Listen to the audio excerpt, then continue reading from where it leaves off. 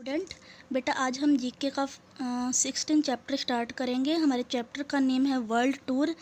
मतलब आप सभी को पता है वर्ल्ड टूर का मतलब क्या होता है। हम इसमें वर्ल्ड की जो फेमस इमारतें, जो हिस्टोरिकल जो पैलेस हैं, महल है, उनके बारे में स्टडी करेंगे, जिनका कल्चरल, पॉलिटिकल एंड इथेटिकल बहुत ज़्यादा महत्व है। हम वर्ल्ड के कुछ फेमस स्थलों के बारे में इसमें पढ़ेंगे। फर्स्ट हमारा क्या है?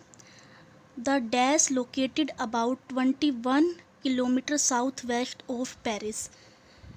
जो ये महल है पेरिस के साउथ वेस्ट में 21 किलोमीटर पर है। Is one of the costliest and extravagant building. ये वर्ल्ड की सबसे महंगी और सबसे एक्स्ट्रा ऑर्डिनरी जिसके फीचर हैं उन बिल्डिंग में से एक है। It was the official residence of the king of France. ये जो बिल्डिंग है फ्रांस के राजा की का ऑफिशियल रेजिडेंस रही है 1682 से लेकर 1789 तक। It is known for its agriculture and garden. इसको स्पेशली एग्रीकल्चर और गार्डन्स के लिए जाना जाता है। क्या नाम है इस महल का, इस पैलेस का? Palace of Versailles. The dash has an important and interesting history as both are royal castle and a military fortress। ये जो किला है इसकी भी एक इम्पोर्टेंट और काफ़ी इंटरेस्टिंग इतिहास है इस किले का। इसको किस लिए जाना जाता है? इसको शाही किले के रूप में जाना जाता है और इसको सैन्य किले के रूप में जाना जाता है। The castle was once reconstructed in the 17th century after it was destroyed in a fire. ये जो किला है इसको 17th सेंचुरी के अंदर दोबारा बनाया गया क्योंकि ये फायर की वजह से, आग लगने की वजह से डिस्ट्रॉय हो गया था। Now it has been declared UNESCO world heritage site. अभी इसको डिक्लेयर कर दिया गया है वर्ल्ड हेरिटेज साइट, मतलब विश्व धरोहर स्थल इसको घोषित कर दिया गया है। क्या नाम है इस किले का? इस किले का नाम है Kronborg castle. Third is the dash is a majestic monument. ये एक राजसी स्मारक है जो कि हैदराबाद में वेस्ट की तरफ, वेस्टर्न मतलब भारी वेस्ट की तरफ स्थित है। It was founded by the Kakatiya. ये जो इमारत है काकटिया वंश के द्वारा 13th सेंचुरी में फाइंड आउट की गई। One of its notable feature as its acoustic. इसका जो सबसे अच्छा फीचर है इस इमारत का इसकी ध्वनि। मीन्स अगर आप इसके अंदर जाके अगर आप जोर से क्लैपिंग करते हो तो उसकी आवाज़ बहुत दूर तक जाती है। इस किले का नाम क्या है? Golconda fort, Golconda Qila. Last one is the dash in Japan is a famous कास्टल। ये जो किला है ये जापान के अंदर है, बहुत फेमस महल है ये। It has 30 metre high walls. इसकी जो 30 मीटर हाई वॉल्स हैं वो स्टोन्स के जो ब्लॉक्स होते हैं उससे बनी हुई है, which were transported from Paris over 100 kilometre away. जिसको कि 100 किलोमीटर दूर से ट्रांसपोर्ट करके लाया गया। It played a major role in the unification of Japan. ये जो इमारत है ये जापान के एकीकरण में एक इम्पोर्टेंट रोल प्ले करती है। क्या नाम है इस किले का? इस किले का नेम है ओसाका कास्टल। नाउ हम 17th चैप्टर में आते हैं। एब्रीवेशन मीन्स इसमें हमें कुछ फुल फॉर्म राइट करनी है।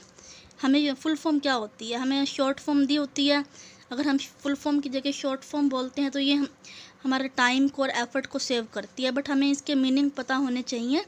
तो हमारे पास कुछ एब्रीवेशन है, इसको हम पढ़ेंगे अभी। फर्स्ट है CALL, computer assisted language learning. Second CD-ROM, compact disc read only memory. CBI, Central Bureau of Investigation. CNN, Cable News Network. Fifth one is USSR, Union of Soviet Socialist Republics. HIV, human efficiency virus. ICU, intensive care unit. IMF, International Monetary Fund. Next is LAN, local area network. VAT, value added tax. Now come to next chapter. Next chapter is idioms. Idioms मतलब मुहावरे। And idioms क्या होता है, group of words होते हैं जिनका meaning जो है actual meaning is different from the meaning of individual word. जिसका जो मीनिंग है वो जो इसके रियल मीनिंग है उससे डिफरेंट होता है। हमें यहाँ पर कुछ आइडियम्स दिए गए हैं और हमें उसके मीनिंग बताने हैं। First one is bite one nails, मतलब कि नाखून चबाना। इसका मीनिंग क्या होता है, टू शो समवन नर्वसनेस, मतलब किसी के आगे नर्वसनेस फील करना, कि आप कॉन्फिडेंस नहीं है, किसी के आगे नर्वसनेस फील कर रहे हैं। बैक टू बैक मतलब एक के बाद एक। बैक टू बैक का मतलब होता है कॉन्जिक्यूटिव, मतलब लगातार। एक्सेप्ट एन ऑफर, एक किसी ऑफर को एक्सेप्ट करना। इसका मीनिंग क्या होता है, to agree to an offer और ए प्रपोजल, मतलब अगर आपको कोई ऑफ़र या प्रपोजल देता है तो उसको आप एग्री करें।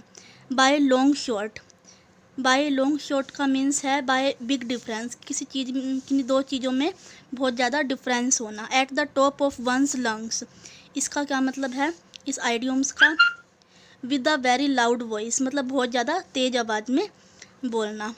Blood is thicker than water, sixth one, blood is thicker than water, इसका मतलब है the members of family are closer to one another to others, कि जो फैमिलीज़ के मेंबर हैं वो आपस में बहुत ज़्यादा क्लोज हैं दूसरे की बजाय। As comfortable as an old shoe, किसी पुराने शूज़ की तरह कंफर्टेबल फील करना।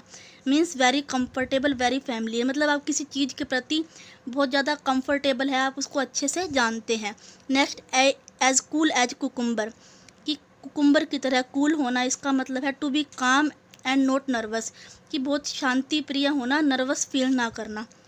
तो स्टूडेंट्स अभी हमने 18th चैप्टर तक कंप्लीट कर लिया है, इसको आप अपनी बुक में फिल कर लेंगे। Then we will read next chapter in our next class. Today we have done world tour, abbreviation and idioms. Thank you and have a nice day.